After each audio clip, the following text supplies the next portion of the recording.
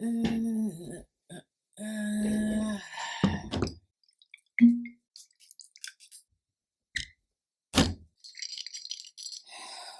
here we go again.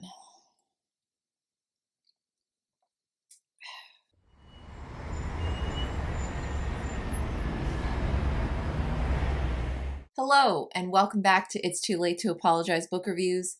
I'm Stella, and today we're going to be talking about The Orchard Keeper by Cormac McCarthy. This novel won the William Faulkner Foundation Award in 1966, which I find kind of hilarious because this novel was so Faulkner I had to bring the whole bottle of whiskey out. This McCarthy novel was more Faulkner than As I Lay Dying was. I didn't even know that was possible. I have a sneaky premonition that future me is going to look back on this video after reading these and laugh at how young and naive I once was. Oh well. The Orchard Keeper was Cormac McCarthy's first novel, published in 1965. Now, I am not going to sit here and pretend that I just breezed through this novel and understood it all on a first read through.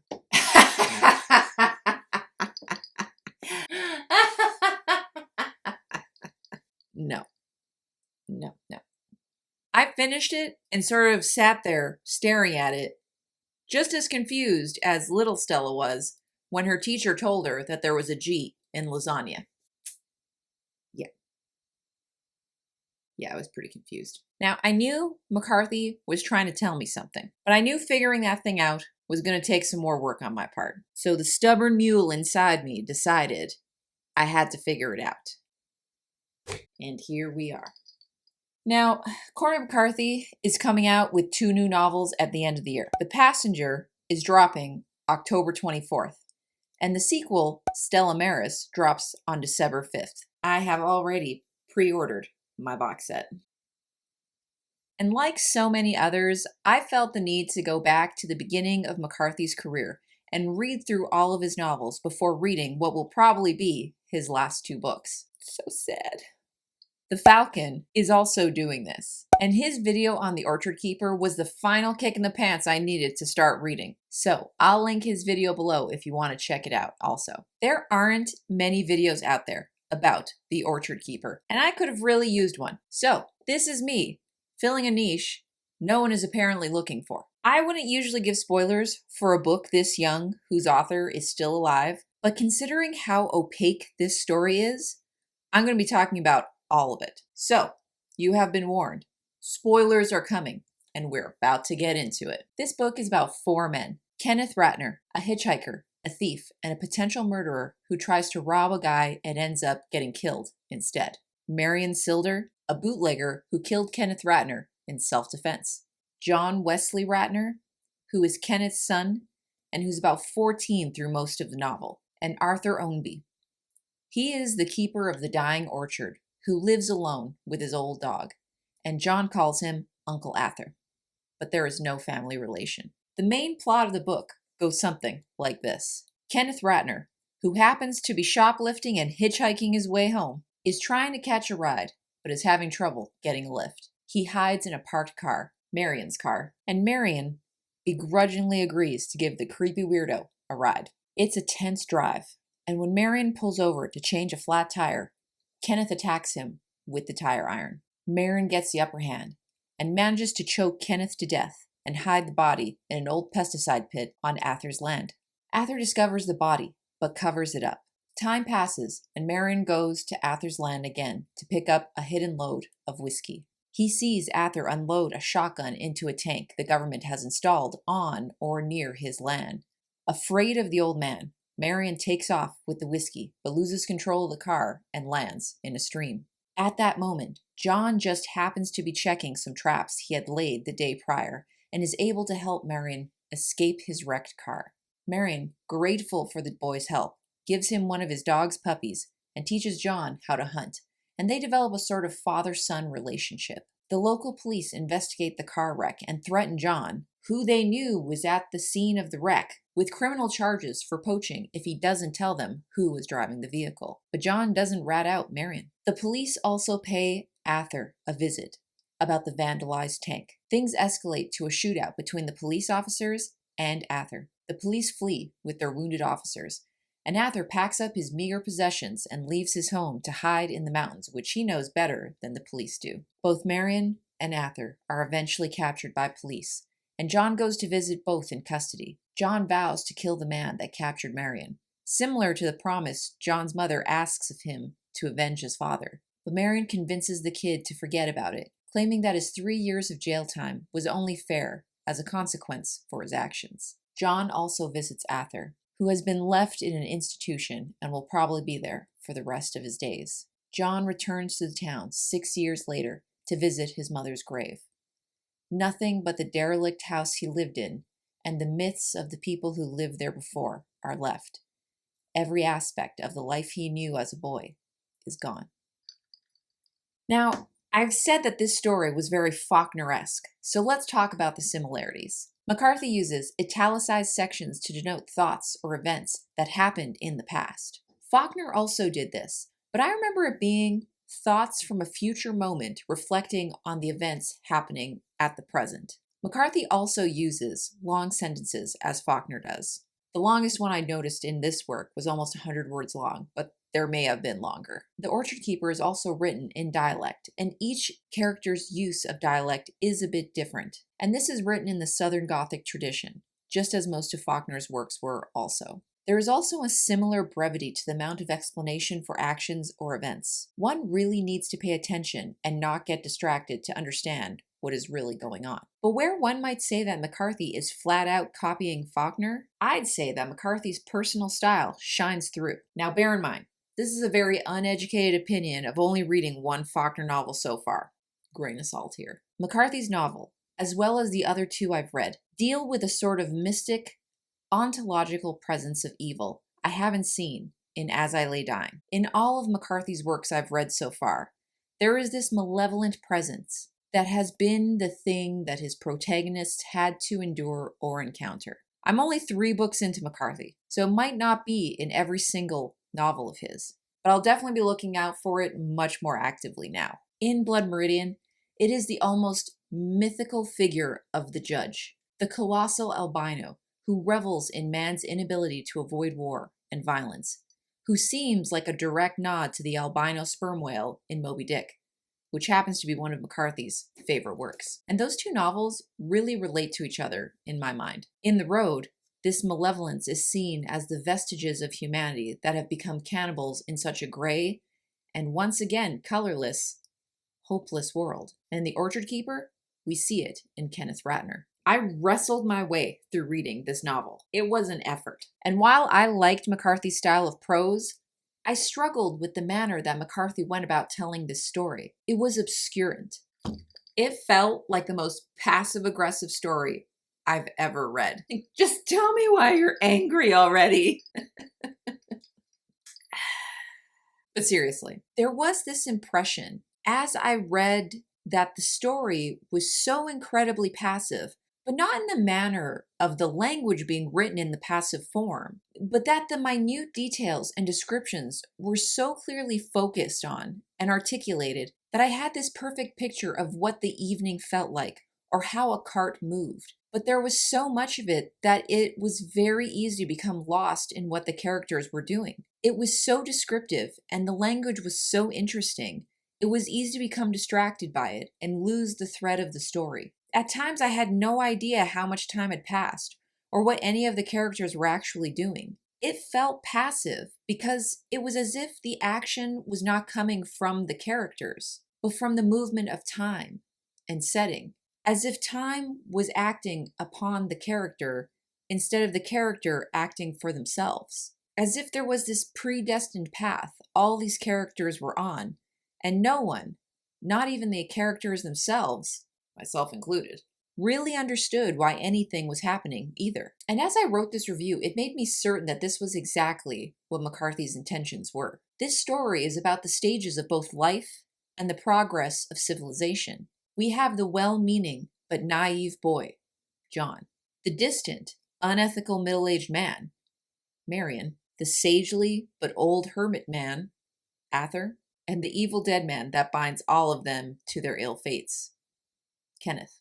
And we see these different stages of life in a single cross-section of time. But we also see how time is changing the environment they live in, both of the natural world and the political one. We see the changing realm of the unadulterated and wild natural world be invaded, regulated, and corralled by the government, which is also inevitable and predestined. It felt so passive because while there was this predestined element to the story, the characters never understood how Kenneth was the connection between all of them. I believe Marion and his wife had lost a child in the past. So Marion's driving and he's thinking to himself, he was the nicest boy. The rain peening steadily on the tin roof of the church, obelisks of light slanting down from the high windows like buttresses. After the creak of the door, nothing but the huge, breathing silence, musty odor, the patient and quiet abandonment. Chairs, benches, the pulpit, all orderly and still in their coats of dust. An air of mild surprise about them at this late visitation. Their steps ghostly on the warping boards, rousing an owl from the beams, passing over them on soundless wings. A shadow, ascending into the belfry, like an ash sucked up a flue, and as silently, she gripped his arm. Together to the mourner's bench. O Lord, O Lord, witnessed by one night bird. So there's the hints at mourning and grieving a nice boy. So I think this possibly means that they had a child, but it passed. So I think this is the reason Marion sees John as a sort of son figure he needs to look out for, because John's father, Kenneth, is also dead. And John does come to see Marion as a sort of father figure also. Ather is like a grandfather figure to John, and he is John's connection to past ways of life. John has sworn to avenge his father's death, and Ather knows where his father's body is, but he doesn't know how they are all connected to one another. A young boy and girl are the first ones to discover Kenneth's dead body on Ather's land. And I couldn't help but see the connection to Adam and Eve's story here. The boy and girl go picking fruit in the orchard and encounter evil among the fruit trees. This is innocence lost. It's also interesting that Kenneth's body was dumped into the insecticide pit, almost as if to say it was the insecticides, the technology of man, that poisoned the orchard, just as the evil laying inside the pit poisoned man's paradise also. Arthur places a cedar tree on top of the body every year, obscuring the body from the world. But we get no real reason as to why he does this. It's again almost as if even Ather doesn't understand why he's doing it. But I think there is some symbolism going on here. Arcane knowledge, or instinct, seems to be central to Ather's wisdom. Cedars are not a native tree to North America, and are never mentioned in the descriptions of the forests and mountains by McCarthy. Cedar trees are only mentioned in regard to covering Kenneth's body. Cedar trees originated in modern-day Lebanon, a part of the large region generally considered the Promised Land. And indigenous peoples of North America consider cedar one of their most significant ceremonial plants. It is used as incense and for cleansing. It's associated with prayer, healing, dreams, and protection against disease. And it just so happens that those 7 cedars on top of that corpse are set on fire by John and his friend. That's a whole lot of incense. Ather was cleansing and protecting the world from the evil trapped in the corpse, and John set the fire before Ather thought the body was ready. At the end of the book, Ather tells John about the significance of 7-year cycles. Yes, the old man said.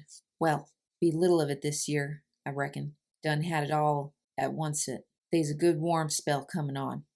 Won't nothing make, won't nothing keep. 7th year is what it is. He gazed at the floor between his shoes. Out of the bell-flared tops, his shin bones rising hairless, pale, and polished as shafts of driftwood, and into his trouser legs. Get older, he said. You don't need to count. You can read the signs. You can feel it in your own self. Knowed a blind man once that could tell lots of things, erefore they happened, but it'll be hot and dry. Late frost is one sign, if you don't know nothing else.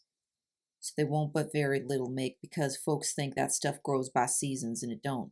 It goes by weather. Game 2. And folks themselves, if they knowed it, I recollect one winter I was just a young feller, and there wasn't no winter, not hardly a frost even. It was a sight in the world, the things that growed. That was a 7th year 7th, and you'll be as old as me afore it comes again." The old man paused, consulted a trouser button. Then he said, "I look for this to be a bad one. I look for a real calamity afore this year is out." When the boy asked him, the old man explained that there was a lean year and a year of plenty every 7 years. The boy thought about it. Then he said, "That makes it every 14 year, then, don't it?" "Well," said the old man, "depends on how you count, I reckon. If'n you countin' just the lean and not the plenty, or the other way around, I reckon you can call it every 14 year. I reckon some folks might figure that way. I call it the 7th my own self." Arthur also tells him about how sometimes people who drown or don't get buried right end up in the body of a cat for a time. And Arthur dreams about being hunted. And there are scenes from the cat's perspective, which makes me wonder, did Kenneth's soul end up in a cat? We'll circle back to that one. Now, there is some serious cat allegory going on in this story. There is a hierarchy going on here, and I think this is a metaphor for the hierarchy of mankind also. Hear me out. The lowest rung on the hierarchy are domestic kittens. Marion sees these blind and aimless kittens wandering around a store. A loosed box of kittens came tottering aimlessly over the floor, rocking on their stub legs and mewling. Their eyes were closed and festered with mucus, as if they might have been struck simultaneously with some biblical blight. "Them's is the nastiest looking cats I ever did see," Siller said. "That's what Mrs. Fenner says," droned on the storekeeper. "Young Pulliman told her she ought to see the ones in the back propped up with sticks." Marion suggests the Christian thing to do would be to kill the kittens and end their misery, that it would be mercy. But it ends up it's a sad little girl who shows the kittens any mercy, as the blind kittens are ignored by the men present. And the dead kittens from the litter aren't even in the scene. They are propped up for display in the back somewhere. Ugh. But these are possibly the representation of the people who cannot survive without being cared for by the government or the church. These are a representation of the people dependent upon other men for their survival. Just as these kittens, these domesticated blind kittens, cannot take care of themselves. They are dependent upon man, upon the mercy of man. Then there is the feral cat, hungry and hunted with an uncertain future. She is not completely domesticated, but must also rely on scavenging for man for survival. Her hunger drives her to expose herself to scavenge the mink John had trapped. But she fails many times to feed herself, and in the end is prey for the owl that swoops down on her. This made me think of Kenneth and his booze running. It's not sustainable, and he fails so many times because he relies on his clumsy cars. He is not independent. He cannot survive on his own. Then there are the Bobcats and the Lynx. They are never seen, but they can be trapped and have value to man. But these cats are intelligent enough to avoid man to ensure their own survival. They are not scavengers, but men are not so scared of them that they won't confront them either. This reminds me of Arthur. Stays away from most people and relies on himself to survive the natural world. There are the Wampus Cats. These are cats of myth and folklore, possibly originating in Cherokee legends. Half woman, half cat, she is a woman who was punished for hiding under the pelt of a wildcat during a sacred ceremony. They are the supernatural stalkers of mankind, and this cat haunts Arthur's both waking and sleeping hours. And I wonder if this is a representation of Arthur's wife and the female presence in the novel for John as well. Women who are punished for witnessing mankind's internal ceremonial struggle with nature, but they're also terrifying to man. There is the panther kitten, who is wild but begins to act like a domestic kitten after Arthur brings it home to his wife, and this reminds me of young John. And then there is the apex predator, the panther. The panther kills without being seen. She stalks Arthur's hogs and kills them one by one. Arthur even stays up all night armed with his gun to shoot the cat in the act. But the panther comes and goes without Ather seeing it or finding even a footprint. He's terrified, and his wife sees the creature and is petrified by it and leaves Ather soon after. Ather releases the panther kitten, and the killings stop. The panther killed his hogs, his food source, in order to get her kitten back, all because Ather had accidentally killed her other kittens and stolen the last kitten for himself. And this is the bigger event that changed Ather's life. And I feel there is a connection to the epitaph on John's mother's grave. If thou afflict them in any wise, and they cry at all unto me, I will surely hear their cry. Exodus. The whole quote is from Exodus chapter 22, verse 22 to 24. You shall not mistreat any widow or fatherless child. If you do mistreat them, and they cry out to me, I will surely hear their cry, and my wrath will burn, and I will kill you with the sword, and your wives shall become widows, and your children fatherless. Well, isn't that a vicious cycle? I guess it's a good thing his wife did run off. But this again becomes this cycle that continues on and on, right? I see the panther as possibly representing Kenneth, who possibly killed the first person who gave him a ride in the story. But we don't get to see it. He also kills without being seen. The panther or cats also seem like the living embodiment of nature, which seems cruel and terrifying to man. It is the panther that scares Ather's wife out of Ather's life and into the arms of a Bible drummer, which I think is a traveling Bible salesman. Please correct me if I'm wrong. And I feel this is a metaphor that McCarthy is planting here, that people run to religion for safety and comfort, like a remedy for the predatory chaos of nature surrounding them. Ather instead abandons the notion of a life among men. He embraces solitude. Nature becomes his religion, his world. But even Ather shot up a wall and a window when he thought the Wampus Cat had come for him. But this embodiment would mean that Kenneth and his evil would also simply be nature. The animals mentioned in this novel really stood out for me. There is also an injured sparrowhawk that John finds and takes home to nurse, but the hawk dies. So John takes the hawk into town to collect the bounty placed on the animal and is paid $1 for it. And this is a historically accurate detail. The US government had put bounties on birds of prey, and it was such a successful initiative that the eagle almost went extinct because of it. It's interesting considering it's the national bird, but it exemplifies this man-made disruption of the balance of nature. After John receives the bounty, he decides to try trapping and buys traps with the $1 he made. But after Ather and Marion are seized by authorities, he goes back to the courthouse and requests the hawk back. A lot of time had passed, and there is no way to give back the animal he had turned in. So he asks, what do they do to the animals? And John asks, what all do you do with them? He asked, somewhat figuring still that they must be kept, must have some value or use commensurate with the $1, other than the fact of their demise. Burn 'em in the furnace, I would reckon, she said. They sure can't keep 'em around here. They might get a little strong after a while, mightn't they? Burn 'em, he said. They burn 'em? I believe so, she said. He looked about him vaguely, back to her, still not leaning or touching the counter. And throw people in jail and beat up on 'em? What? She said, leaning forward. And old men in the crazy house? Son, I'm busy. Now if there was anything else you wanted.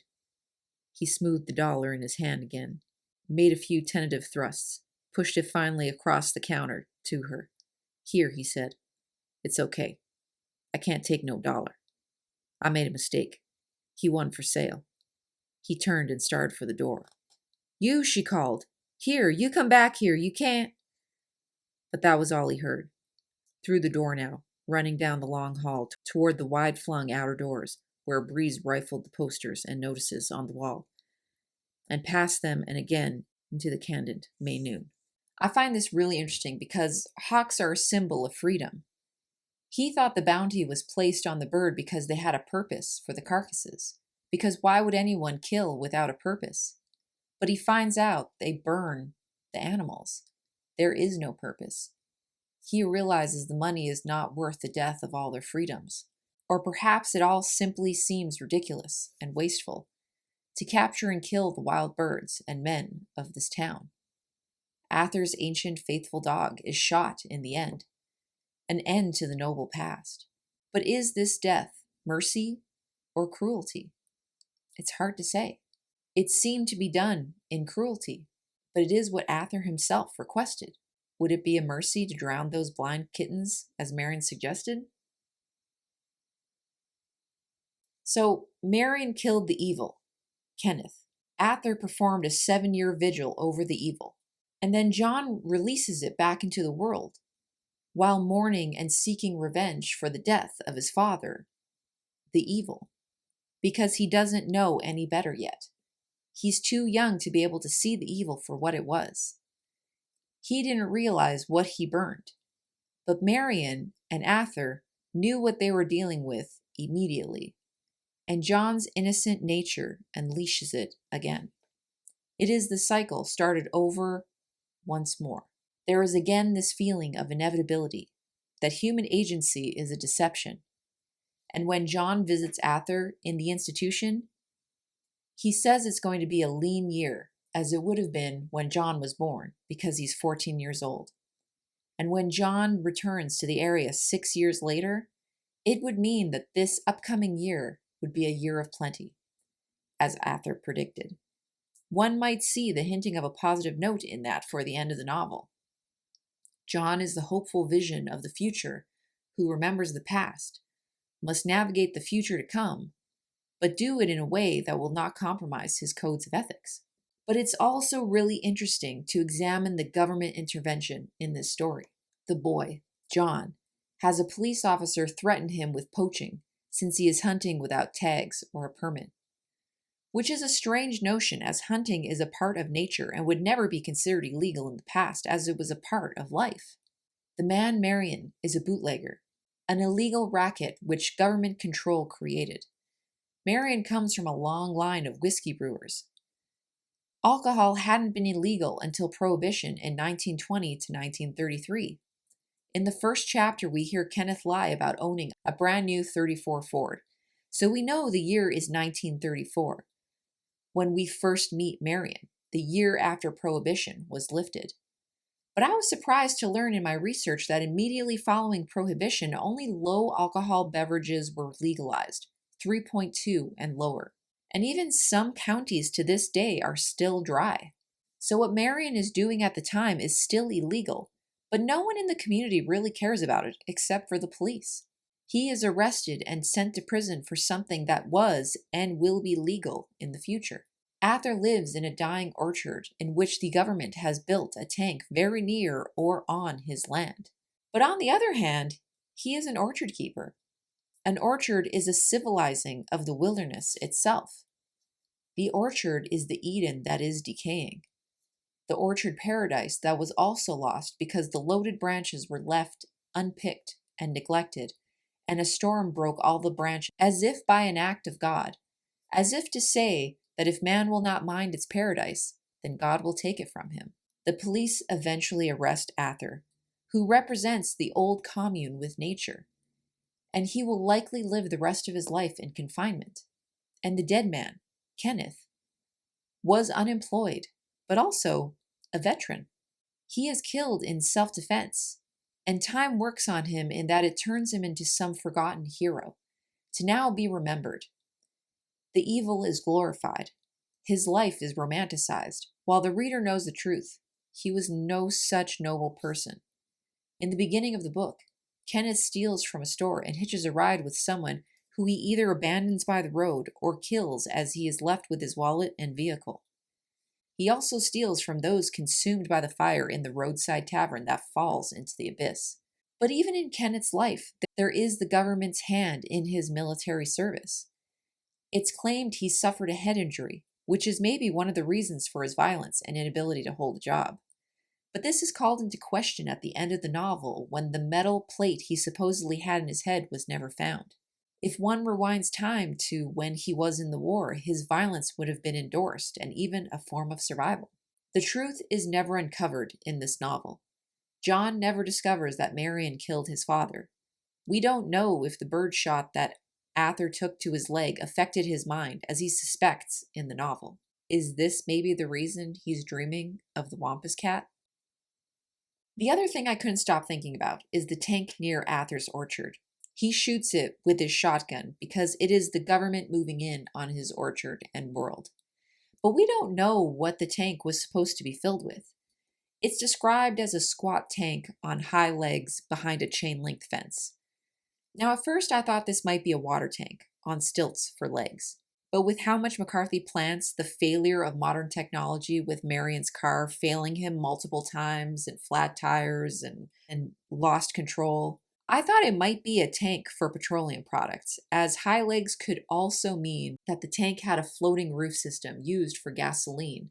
And these tanks were invented in 1919, so they would have been in place. But admittedly, outside of the town, in the mountains, would not necessarily be a usual place that you would place a petroleum tank of that assumed size. It depends on how you look at it, I guess. What I really came to appreciate, even more about McCarthy's writing, is the importance of metaphor. There is so much being said in so many different ways. And that's what I really loved about McCarthy's writing. And I really want to read a few more McCarthy novels before I cement this, but I think McCarthy is going to be one of my favorite authors of all time. This book is a tribute to the virtues of past freedoms being mourned in this novel. This is not an easy read, even though its themes and plot were quite simple. McCarthy was not known as a writer at the time this was published, and it's sad to contemplate the idea that this novel probably would never have been published today. This is art. This book harkens back to a time when small publishers were willing to give talented writers a chance to explore their craft. But those small publishers are gone. The conglomeration of the publishing industry today is only concerned with instant success. Most books are so crafted and molded with this in mind that we find ourselves in a time of artistic bankruptcy.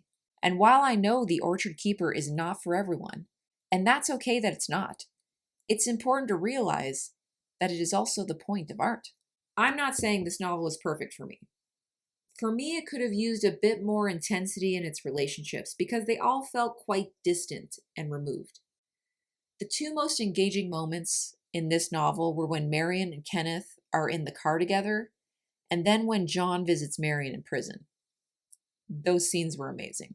But if you love Faulkner's work, then it goes without saying that this is probably going to be right up your alley.